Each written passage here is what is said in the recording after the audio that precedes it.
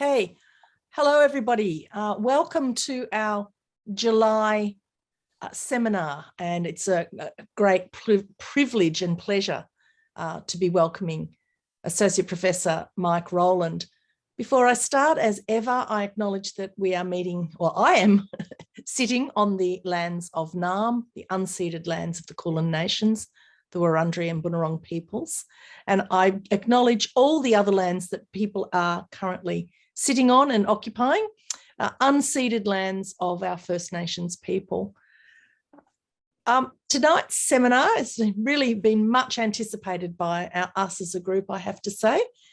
It's been such a pleasure to have had Mike working on this project for the last little while.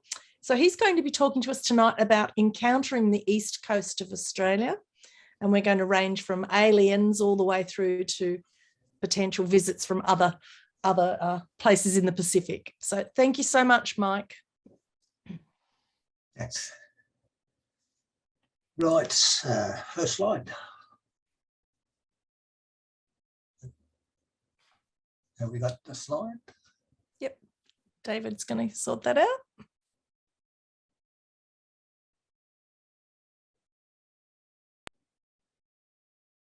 Okay, good.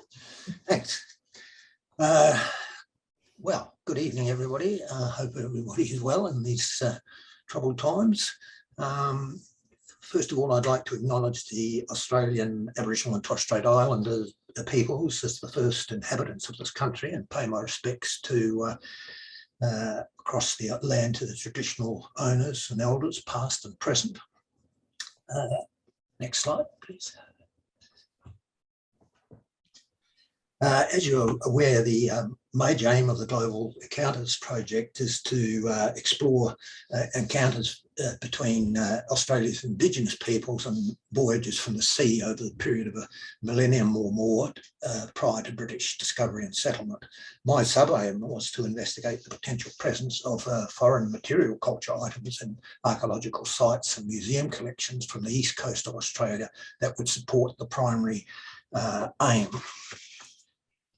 It was as recently as 2014 that Sue O'Connor and Peter Hiscock proposed that Australian Aboriginal genetic evidence was consistent with a single phase of colonisation followed by a long period of isolation. But my premise is that cultural encounters between different societies have occurred throughout human history, and it is unlikely that any human groups were isolated for long periods of time, and while exceptions do occur, they are not common.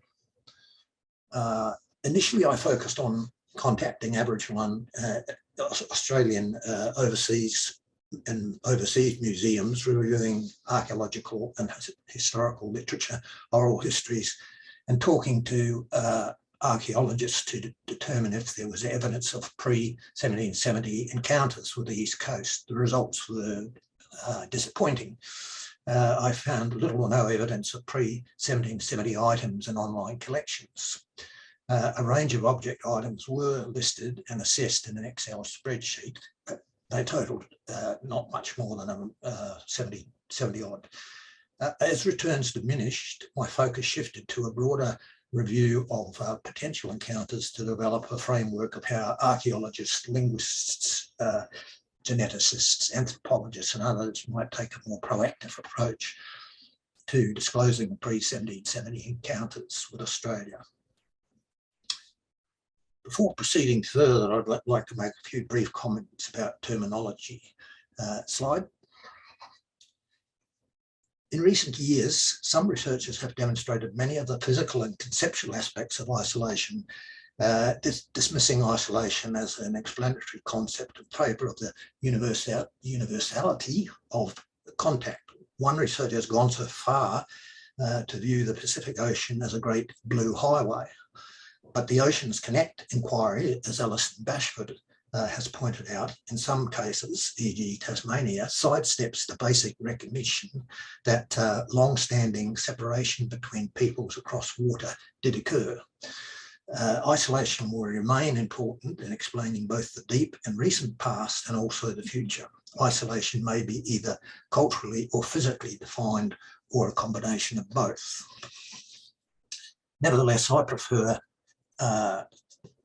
Robert Littlewood's simplistic, or simple, shall I say, definition of an isolate, a region characterised by reduced information exchange with other regions. Information exchange comes in a number of different types, rates and forms, and at different times.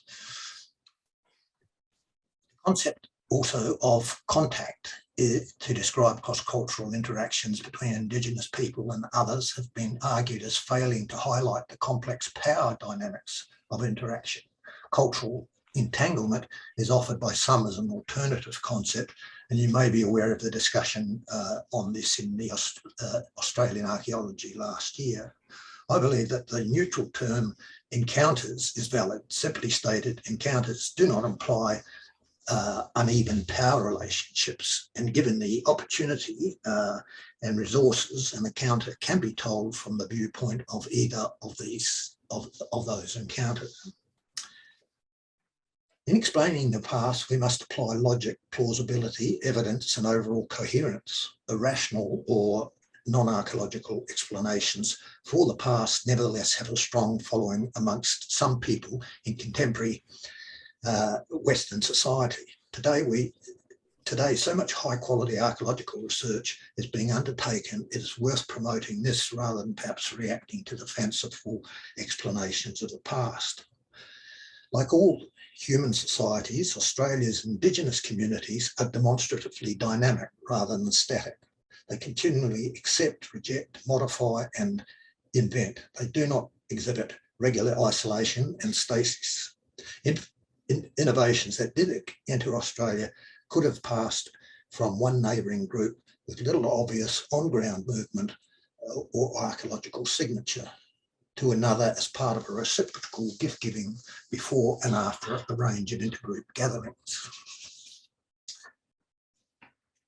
One interesting point, I think, that concerns me is that due to the uniqueness of Australian Aboriginal peoples, I think we sometimes seem to see them arriving in Australia as complete and unique without a history. A number of recent papers have demonstrated that gene flows between populations in New Guinea, Australia, East Indonesia, and the Bismarck Archipelago during the early period of Sahel settlement was highly dynamic. Therefore, it is now apparent that the first arrivals had a long history in Southeast Asia, where they shared cultural and biological attributes with a wide range of others. A new research perspective must therefore consider how long those shared histories continued in Australia, and Patrick Nunn's research on oral histories of memorable events is an important avenue, I think, for further research.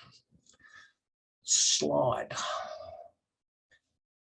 So let's talk about encountering the East Coast. The Queensland coastline is extensive at 7,000 kilometres of mainland and 6,000 kilometres of island coastline, and at least another 2,000 of the New South Wales coast. Relatively limited archaeological research has been undertaken along the length of the Queensland coast.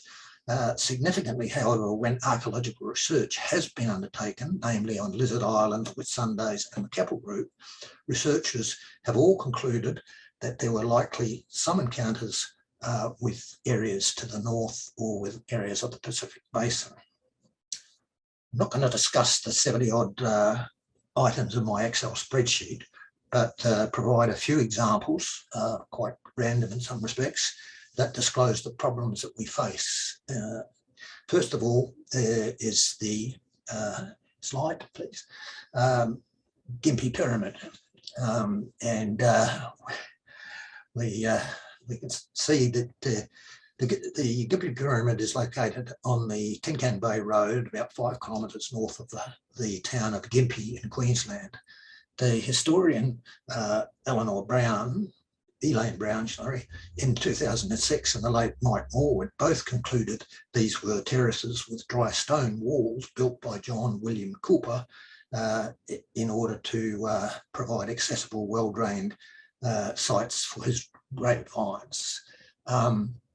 So you can see there on the left Doesn't particularly look like a pyramid. The one on the right is not the Gympie Pyramid, but rather the Walsh's Pyramid in Cairns. And as you can see, it's certainly not difficult to see how they compare so closely with the Egyptian pyramids. And then, of course, you've got the Gympie Ape, which is, yeah, enough said about the Gympie Ape, which is supposed to be a representation of the Egyptian god Tooth. Pretty poor one at that. A search on Google for the Gympie Pyramid gives at least 15,000 returns, including videos. There is little doubt interest will persist, but I don't think we should bother too much. Slide. The mahogany ship, the so-called mahogany ship, is believed to be buried beneath dune sands approximately 3 to 6 kilometres west of Warrnambool in southwest Victoria. At times it has been purported to be of Spanish or Portuguese, Chinese or Dutch. Several expeditions have employed drilling, ground penetrating radar and extensive magnetic surveying, but failed to find any shipwrecks in the area. In 1992, the Tourism Department of Victoria offered a reward of $250,000 to locate the wreck, but nothing was found. The wreck has become a research issue, tourist attraction, and part of community identity. It is actually listed in the Victorian Heritage Register.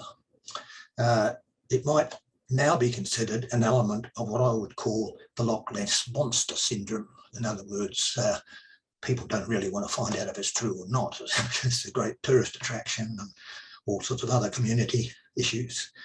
Slide. The prow and stern posts of an alleged Spanish galleon were seen near the beach on Long Island in the Sunday group. Coins and cutlery were found on the island. Cannonballs were found on the beach and on the more lofty parts of the island. The Maritime Archaeology section of the Queensland Museum excavated the wreck in 1983. The wreck was identified as that of the Valletta on its way from Sydney to Manila in 1825. The coastline of both Australia and New Zealand abound with unidentified shipwrecks. Some might be Portuguese, Spanish or others, but as yet there is no solid evidence. Slide. The Fraser Island lead weight. The lead weight was found between 2.2 and 2.4 depth in beach sands at Hook Point, the southern end of Fraser Island. Based on isotopic values, Bill Ward and others suggested the weight had affinities with France, and based on association with dated pumice, they suggested it had been deposited between 1410 and 1630. They reinforced the French connection in a 2004 paper, but not the date. Slide. The Whitsunday stone axe. This axe was supplied to Rudolf Virchow by a friendly giver.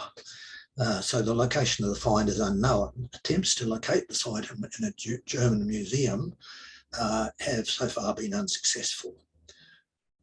From Virchow's description, it appears to be an alkali basalt. This is not particularly diagnostic type. Clearly, it's not an Aboriginal type of stone axe. Slide. In 1928, a beveled adze was found in a midden at Dark Point, 170 kilometres south of Sydney. Peter White and others have recently compared it with a wide range of Pacific basalts, including those from New Zealand, Australia, the Bismarck Archipelago, East Polynesia and Norfolk Island. They concluded it was made from Norfolk Island basalt and that it is not inconceivable that a canoe equipped with Polynesian material culture arrived either at Dark Point or Broughton Island. Slide.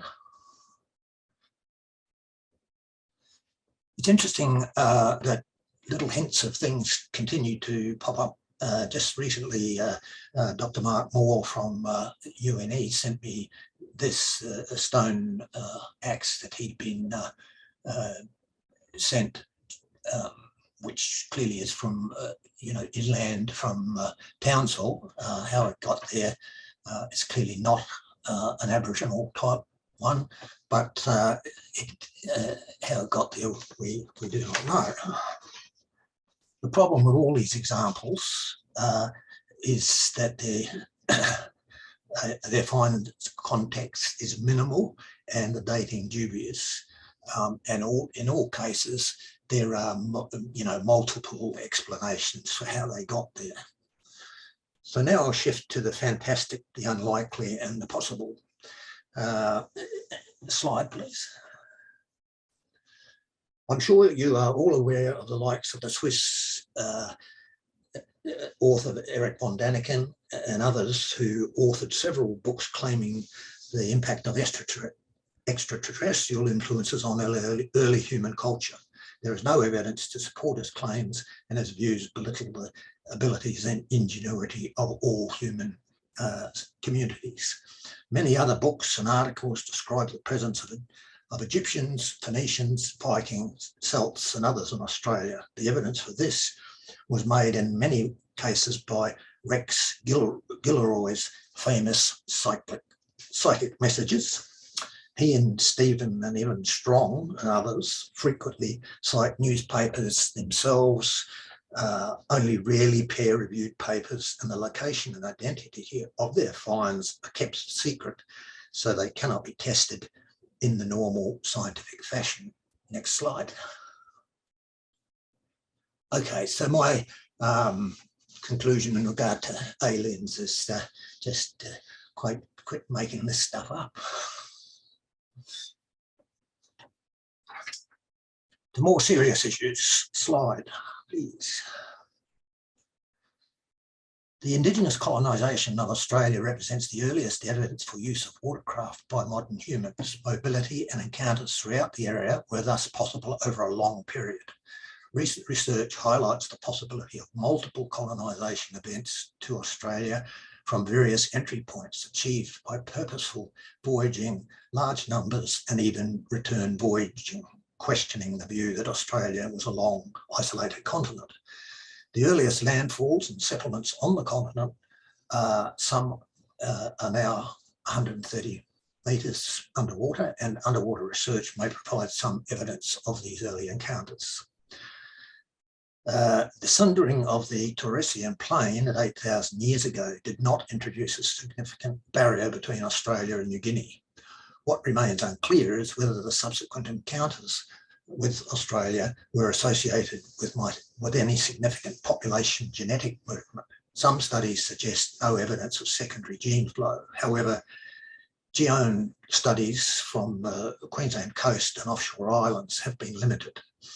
And as I have suggested elsewhere, movements were not necessarily discrete events and instead may have occurred over a very long period of time at irregular intervals and at a number of different locations. I've just recently come across the couple of papers in referring to the Machado-Joseph disease, which causes a loss of mobility among Aboriginal families of Group Eland and related communities across Australia's top end. MGD is estimated to be more prevalent than anywhere else in the world. It was thought to relate to the arrival of the Portuguese, but is now considered to have been present 7,000 years ago, hence providing a new encounter. It's interesting, I just don't think we know at this stage how many encounters were and where they were. So there's a little hint that, we have to look at another one. The dingo. Slide, please. The presence of the dingo, such a handsome looking dog, in Australia is often seen to provide the best evidence of encounters between mainland Australia and the outside world. It reached Australia almost certainly by the agency of people, but the exact pathway to Australia is unknown. Many archaeologists, I think myself included, have tended to accept a date of 3,500 for the arrival of the dingo in Australia, coinciding with a period of increased Austronesian and Oceanic maritime activity. Some genetic evidence, however, suggests a much wider date range, even somewhere between 4,600 and as much as 18,300. Thus, much further research is required to define the who, the when, and the direction of those encounters. Next slide, please. Modern human genomes from islands Southeast Asia, New Guinea, and Australia contain traces of multiple separate historical admixture events with now extinct archaic hominin species. Recent studies point to a significantly dynamic population history in Wallacea. These studies support a view of Australian Indigenous people had a complex history in Southeast Asia, a memory of which would have been carried to Australia and which has not yet been widely recognised or discussed. One aspect of the human biology that may provide evidence for external northern encounters relates to the introduction of infectious disease, but no evidence of the disease that predate the arrival of Europeans has thus been found on Cape York, although I just did mention the one on Group Eland. Next slide, please.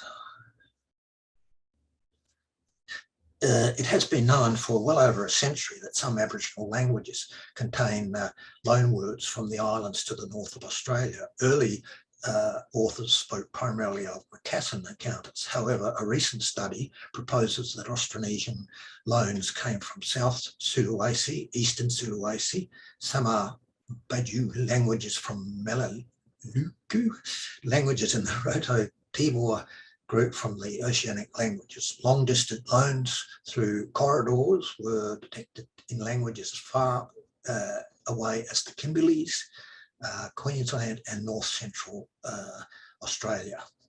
Loan words for things like the cabbage palm and others like them are considered prime candidates for further investigation as loan words from the languages of seafaring Austronesians. Slide, please.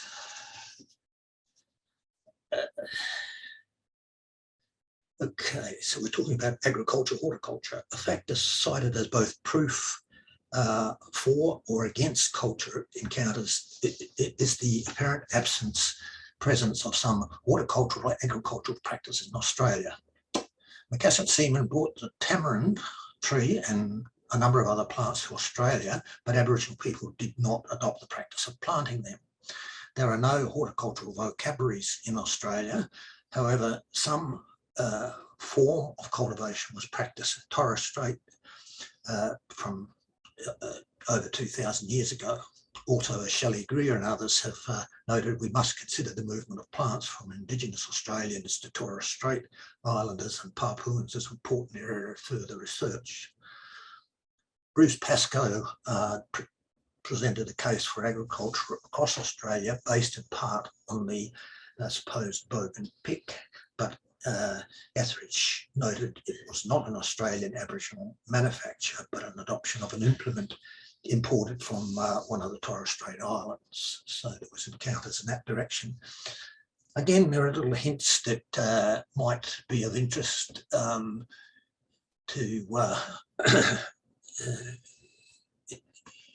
the presence of sort of agricultural, horticultural type activities that need to be followed up. Here's one from Stone Island, just off Bowen, where they, James Gordon came across a garden completely dug over, and they had dug out with shells a spot which was used as a cache, in which the people had stored certain nuts. So interesting possibilities to be followed up. Next slide. In simulations of one-way canoe voyages from the Solomon Islands to Australia, Irwin recorded a 100% success rate. and concluded that lapita sites with pottery might be found on the northern coast of Australia. Knowledge of pottery production may have been directly or indirectly introduced by lapita-affiliated populations during rapid dispersal through southern New Guinea and potentially through the Torres Strait into Australia. Sean Oldman and Ian McNiven have reported the recovery of dozens of pottery sherds in excavations at South Island and the Lizard Island group between 2,000 and 3,000 years ago. Further details of these finds is yet to be published, but they are clearly of huge significance. Next. It is generally accepted that the concept of outrigger canoes diffused into northeastern Australia from Melanesia, where similar types of canoes are commonplace. Outrigger canoe use in Torres Strait dates back to at least 2,500 years ago, and some form of watercraft dates back to 9,000 years ago. The oceanic communities, which by 2,900 dotted southern Papua, have to have been aware that a landmass lay to the south, outriggers may have been extended as far as the Whitsunday Islands. This painting by Edwin Portia suggests an outrigger down as far as the Whitsundays. Next. Clockwise surface currents in the Coral Sea wash the Cape York coast, then link with the east-flowing Hiri current along the South Papuan coast, which then encircles the Masson.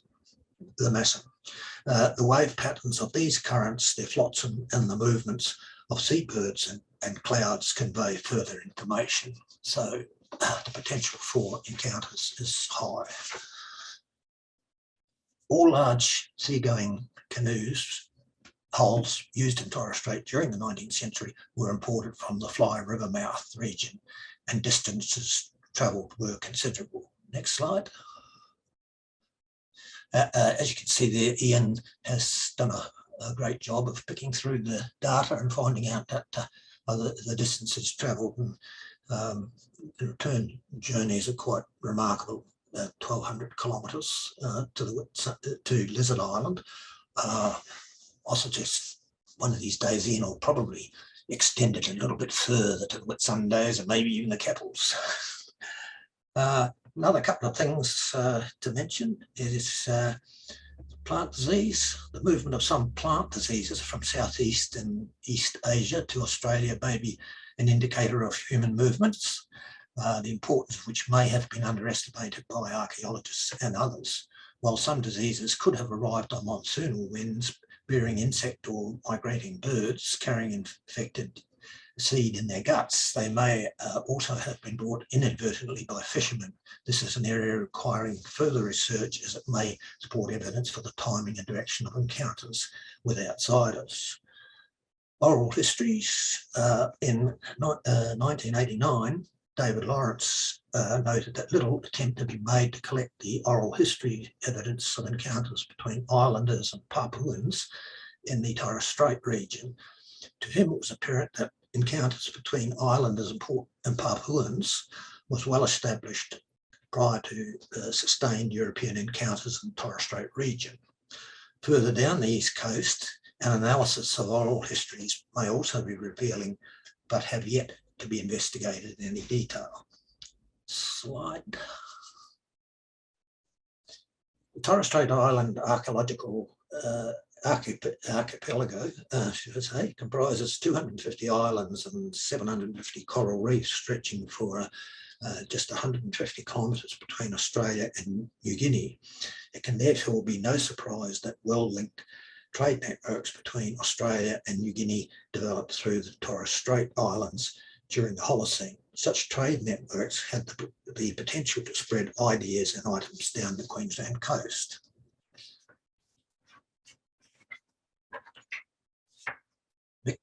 Ian McNiven has suggested a Coral Sea cultural interaction sphere involving a complex and dynamic picture of changing intensities of long-distance exchange relationships spanning southern Papua New Guinea, Torres Strait and Cape York Peninsula occurring for at least 4,000 years. But in a recent paper, Duncan Wright suggests that down the line interaction offers a better explanation. Therefore, much research is required to resolve these issues. Next slide, please.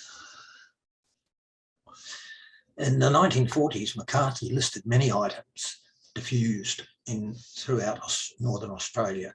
If we now exclude McCarthy's simplistic diffusionist arguments, there remains considerable scope for the study of direction and nature of cultural exchange in the area. McNiven, in a paper published this year, has commenced undertaking this intriguing task, and I think this is highly significant work that is well worth reading. It's very important in addressing the contact issues. So, yes, excellent work, Ian. Slide. Archaeological sites on the offshore islands of the Bismarck Archipelago at the northeastern periphery of Greater Australia indicate the transportation and or exchange of West New Britain obsidian over distances greater than 350 kilometres as occurred during the Pleistocene. This allows for the possibility that spheres of interaction that may have extended as far as east coast of Australia. Australia and Papua New Guinea were, according to Jeff Irwin, very accessible from island Melanesia. McCarthy believed that Papuan Melanesian cultural traits could be discerned in the Cairns, Cardwell, Atherton district. Unfortunately, McCarthy's caveat that we can only document apparent similarities remains true to the day. No detailed comparative analysis, to my knowledge, has been undertaken of the cultural items McCarthy discussed. An adze found in the shell midden adjacent to a major historical campsite at Bongaree on Bribie Island was examined by Dr. Mark Moore at the University of New England in 2014. He found this had its closest morphology to adzes made in West Papua. He suggested cane worker origins cannot be attributed to this specific item, as it is extremely unlikely that an adze from the highlands of West Papua came into the possession of black-birded Melanesians and then made its way into a local midden. If we look at Polynesia, Polynesian seafaring capabilities are well known. It's possible that their expanding population encountered Australia at some point in their vast journeys. They had the capacity to repeatedly span distances far greater than the expanse between their islands and Australia, but the late 13th century dates for the settlement of Polynesia and New Zealand presented Polynesians with a much shorter time span to reach Australia. Many researchers have asserted that Polynesians would have visited Australia, but the evidence is inconclusive. Occasionally, artefacts of possible Pacific origin appear in Australian collections. Some have been recovered in recent decades from the Sunshine Coast of southeast Queensland. It's probably these examples derive from indentured South Sea Islander labourers employed in sugarcane fields in the mid to late 19th century who came from the Solomon Islands, Vanuatu and New Caledonia. Now for another shift in focus, mocassins. As far as we know, mocassins did not reach the east coast of Australia. Nevertheless, mocassin encounters are well studied and provide a yardstick to measure encounters on the east coast, a point I will return to. Next slide. The Dutch.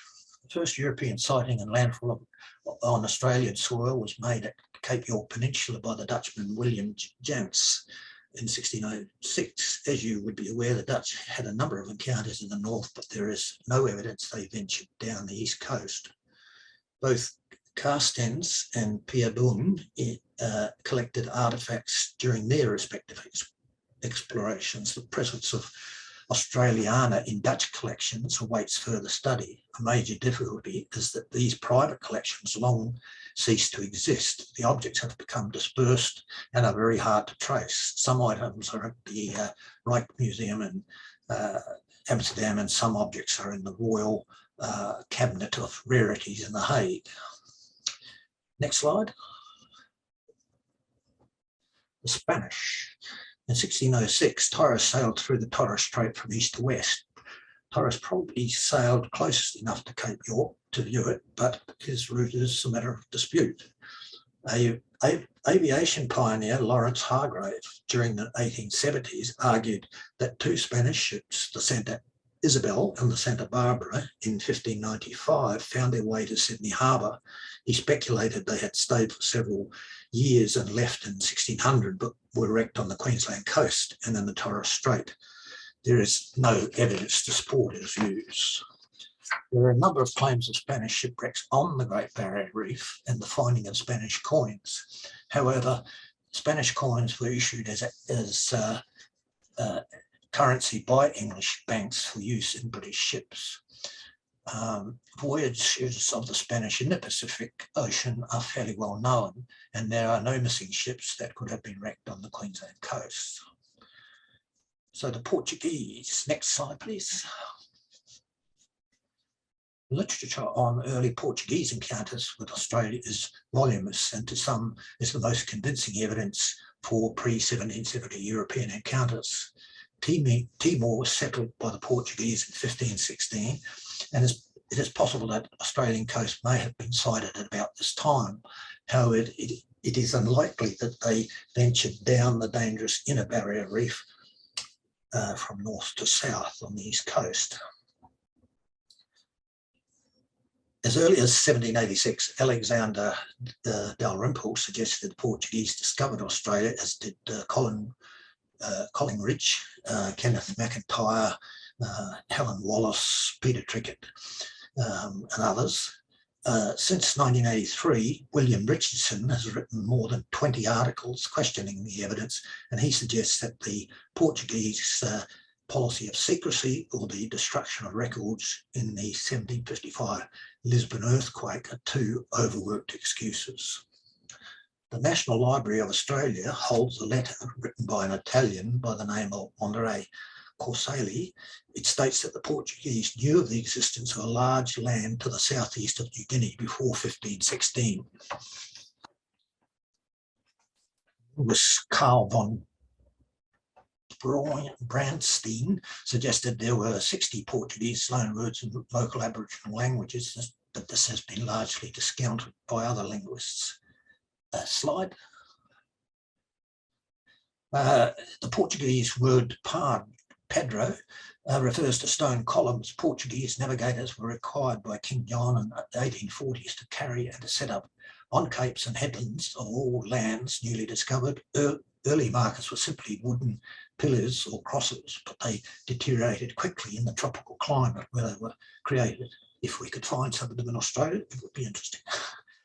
The freelance journalist John Tasker notes, for 30 years, I have gone down every conceivable avenue of research in an effort to determine whether 16th century Portuguese navigators sailed along a New Zealand shore or down the east coast of Australia. His response, as you can see from the cover of his book, was, yeah, right.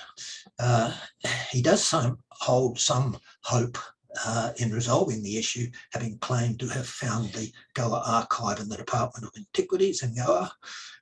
Both the Goa archives and the Vatican secret archives have never been thoroughly investigated on this topic. What about the French? If not for the Barrier Reef, of course, Bougainville might have claimed the east coast of Australia for France. In 1768, Bougainville sailed towards the unknown east coast of New Holland, as it was. But he came across the breakers and turned northeast and headed towards New Guinea. What about the Japanese? Ralph Salento and Hector Holthouse both claimed that the Japanese made voyages to the eastern coast of Australia in the 1400s, but provide no references. I have written to the National Museum of Japanese History, but unfortunately had not received a response. William McFarland of Torres Strait refers to a Japanese legend regarding an expedition which had left Japan about the 15th century and had reached Tasmania after sailing down the east coast of Australia. As a permanent record of their visit, the expedition had left hieroglyphics on large rocks. However, this art is clearly Aboriginal. Next slide. So the Chinese, Gavin Menzies, as you would be aware, claimed that in 1421, the largest fleet the world had ever seen set sail from China and arrived in Australia in 1422 and spent several months exploring, landing in several places. This has received a lot of attention, but most of his claims can be discounted. The jade image of the god Shao La, discovered in Darwin in 1879, 4 feet underground west of the roots of a banyan tree, has been claimed as evidence of Chinese contact, but there are too many alternative possibilities to be cited as evidence, and Sophie Couchman dealt with this in the previous seminar. Peter Graves and Ian McNiven have discussed pottery sherds of Chinese origin in the Torres Strait and suggested it's possible that Chinese traders made rare trips to the Torres Strait in the 16th century. Next slide. In a paper published this year, Hung and others report on a recently discovered stone inscription on Serutu Island in Indonesia, which is said to refer to a voyage of a Mongol troop dispatched by Kublai Khan to conquer Java. This, according to Hung, provided a way to reconstruct the 14,000 kilometre long journey of the Mongol fleet, comprised of 500 ships in 1293. If correct, this allows for a significant Chinese presence close to Australia at a very early date. And I say if correct. Right, slide. There is some irony, I think, in the dominant role played by James Cook's discovery of Australia, since it was Lieutenant Henry Hicks who on the Thursday the 19th of April 1770 sighted Australia, and it was Isaac Smith, the cousin of Cook's wife, who first landed ashore. A greater irony, however, is that Australia was not isolated for 65,000 years. Australian Aboriginal peoples encountered many other peoples and came to Australia with a legacy of complex cultural interactions with others, which we have yet to fully understand. The evidence from reviewing Macassan encounters and other evidence that I have outlined here, I think provide a yardstick for further ongoing encounters, research on encounters on the East Coast. And there are many. Is there evidence of population movement measured by genetic data, the impact of infectious diseases? Is there evidence of loan words, evidence of songs and legends and oral histories, evidence of rock paintings? Are there changes in the material culture and economic basis of society, the use of canoes, introduced plants and animals,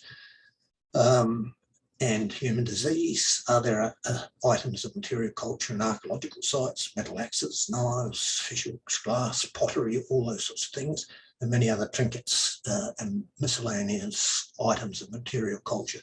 Most of them would be in the very upper levels of archaeological sites because of the time sequences involved. Next slide. So some of the things that I've been trying to highlight, I guess, is that Indigenous arrival and dispersal, there's that legacy to understand. The dating of the dingo needs to be sorted out, because if there are earlier dates, then who was it that brought them? It may not have been Austronesians. Genetic evidence is certainly need for greater genetic studies from Cape York. Loan words. There are the hints like Stone Island, where the ideas came in regard to horticulture, agriculture. Clearly pottery is a highly significant issue on Lizard Island. our watercraft at Whitsunday, the outriggers. Plant research, I think, is interesting. Oral research along the East Coast. And I think some of the most interesting research, of course, as I mentioned, is Ian McNiven's recent research through that Cape York area, where he's been able to identify items that were shared, traded, and moved around, and so on. Next slide. Okay, so here's my highly technical summary after going through all this. As far as aliens, Egyptians, Phoenicians, and the like, I say it's total fantasy. And what I think is for sure is Melanesians. No doubt about that. Melanesians, Papuans through that area. Polynesians with a bit of hesitant question mark, and unlikely that Macassans got to the East Coast. And then we have the Dutch, the Spanish, the Portuguese, the French, the Japanese, and the Chinese. And I suspect that we still have to keep that open and have a number of question marks associated with that still. So that's my summary of the issues. Thank you, Mike. Just about on time, I think. Yes, you're on time. That's great. We've got time for questions, but importantly, Leonie's going to offer a response. So I can't see. Oh, there she is. Leonie Stevens. Yeah, thank you. And look, I'm coming to you from Wurundjeri land tonight, and I just want to thank Mike for all his work. His survey of the East Coast has been really vital to our project, because in the end we hope it'll help us to chart patterns that weren't really seen before, because the information is too fragmented. Obviously, some of the items, sitting in regional museums or historical societies, we might not be able to date them with any certainty, but even knowing that it was found on property X in location Y gives us a kind of anecdotal picture. But I want to just really quickly argue, perhaps slightly more controversially, for the value in surveying and studying the fantasy, the pyramids, the alien stories, theories about Egyptians and Phoenicians. As Mike has correctly shown, there's no sound proof for these. They belong not even in the possible or the unlikely column, but in complete fantasy. But I think they can still tell us a lot. The first time we all met as a prospective research team in late 2019, before this project, the Global Encounters project, even started, we were going through different things that we could follow up and areas we could study. And we mentioned the importance of conspiracy theories and fantasies to the project. And suddenly it became like a really lively discussion. And we actually all really bonded as a research team, for the first time then, I think. We also found we're all Star Trek fans, so that might have, had something to do with it. I think the interest in alien stories and conspiracy theories, it's not just like a hipster irony thing, like a testament to classic Australian laconic and irreverent sense of humour, but I think it's also something much deeper. It's at the heart of how people make sense of the settler colonial state that we're living in. As the late, great Patrick Wolfe pointed out, settler colonialism isn't something that happened back in Australia's case in 1788 or whenever the rolling frontier hit different parts of the continent. It's not in the past, but it's a permanent, ongoing system. And while on this project, we're generally looking at the time period before British invasion and colonisation, we can't get away from the fact that we're looking at it with our feet firmly planted in the ongoing colonial project. And to quote Greg Denning, in representing the past and in reconstructing the different, there's no avoiding our present or ourselves. So aliens and alien invasion is one of the great metaphors for settler colonialism, I think. Just recently, Lynette and David and I spoke at a symposium on this. Popular culture is continually interested in alien invasion narratives since H.G. Wells took inspiration from the fictive Tasmanian extinction for War of the Worlds. Alien invasion taps into ideas about settler colonial disavowal. I was reading Lorenzo Veracini today. The double act of suppressing or exterminating the Indigenous population on one hand and the indigenising of the settler on the other. From that perspective, finding solace in ideas about the presence of aliens or a parade of prior visitors like Egyptians, Phoenicians, Vikings and Celts mitigates a kind of suppressed guilt. It's a way to say that really First Nations peoples aren't really the true owners of the land because aliens have been here, or there's been genetic intermixing, or there's been a long and constant history of visitation and maybe invisible colonisation, perhaps. So how do we categorise fantasy narratives so that we can make meaning about the society we're in today and how it impacts on how we look at the past?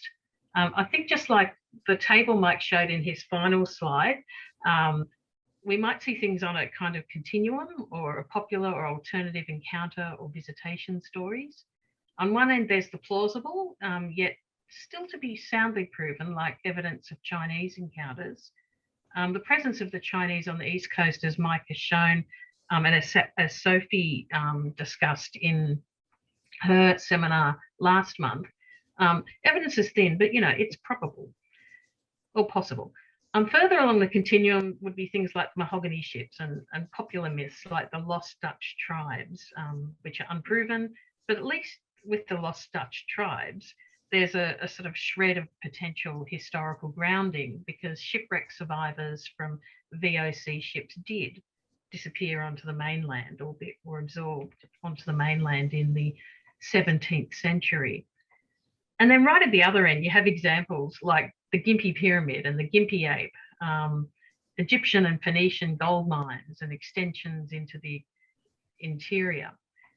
The theories that spring from both wild erratic fancy, to quote Patterson, and arguably a deep and abiding compulsion to reframe a national origin story away from European invasion of lands which continuously have been occupied for tens of thousands of years, to a different kind of conceptual terra nullius. And that end of the continuum, we might not call terra nullius, but terra alienus. And I think that's really worth looking at myself. So thank you. Thanks, Leonie. We've got some time for questions. So it's really difficult because we've got quite a large audience tonight and I'm working off a little laptop. So if I can't see you, please put your hand up, but also use the chat function if you'd like to ask a question. I'll just, while I wait for a question, I'm just going to quickly note, I'm a bit disappointed about the Spanish galleon on Stradbroke Island not being real because we've had quite a number of Aboriginal people from Stradbroke who've talked to us about that they believe it is real. So that's something perhaps we can have a conversation about at some point, Mike. Well, one of the things, of course, is there is a bit of history of Spanish involvement with Indigenous people there. They do have, I think, stories, their background is Spanish. So, I mean, there could be a connection there, genetic studies, perhaps. I can see Guy has his hand up. Guy Geldner. Yes. Hi, everyone. Thanks again for a wonderful seminar. Mike, that was very thorough, and Leonie, that was a fantastic learned provocation. I'm going to bear that in mind. I had a question for Mike. Maybe this is also for Ian. I mean, there's lots of people who can chip in.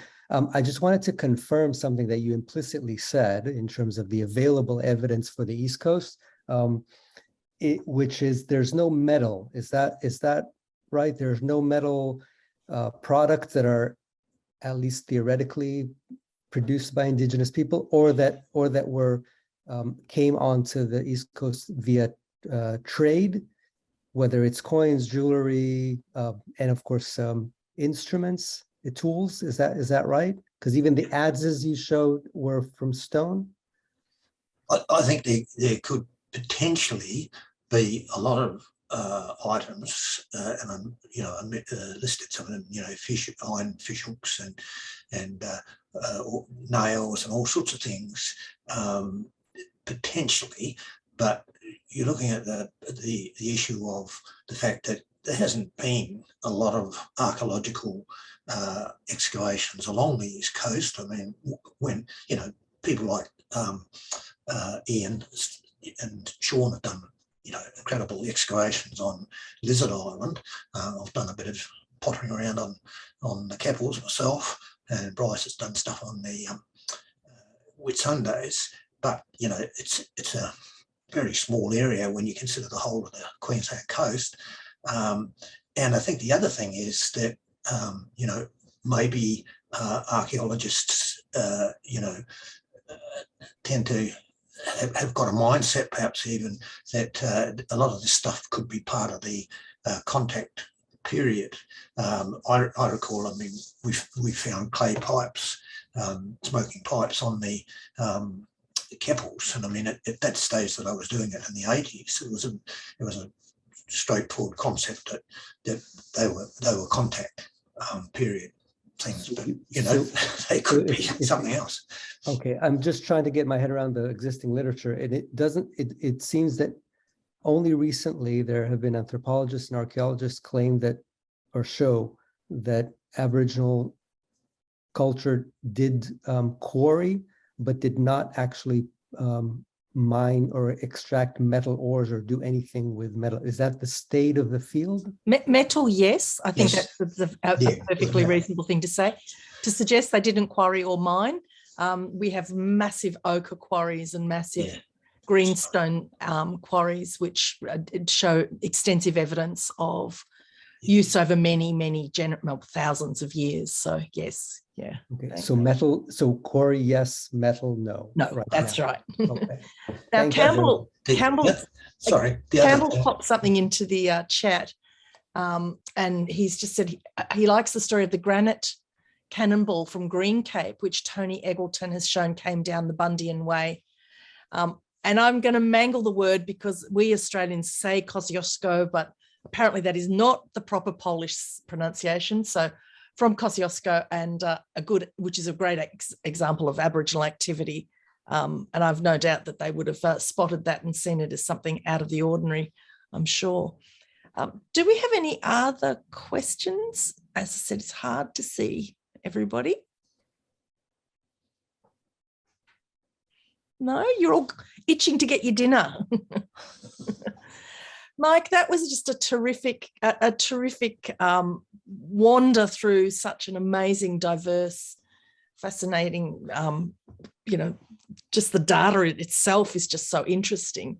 I'm really, really interested in seeing where we take all of this over the next few years. So it's wonderful to see. And I believe we have one last slide, which David will do that for me. I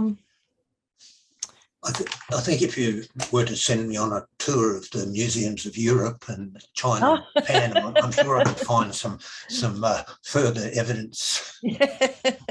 What a lovely idea.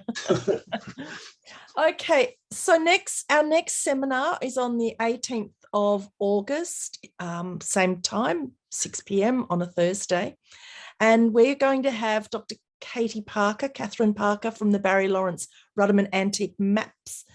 She also lectures at one of the London-based universities. We caught up with her just a couple of weeks ago when we were in London, and we're really excited. She's going to be talking about her project on mapping the Pacific, so she'll be presenting.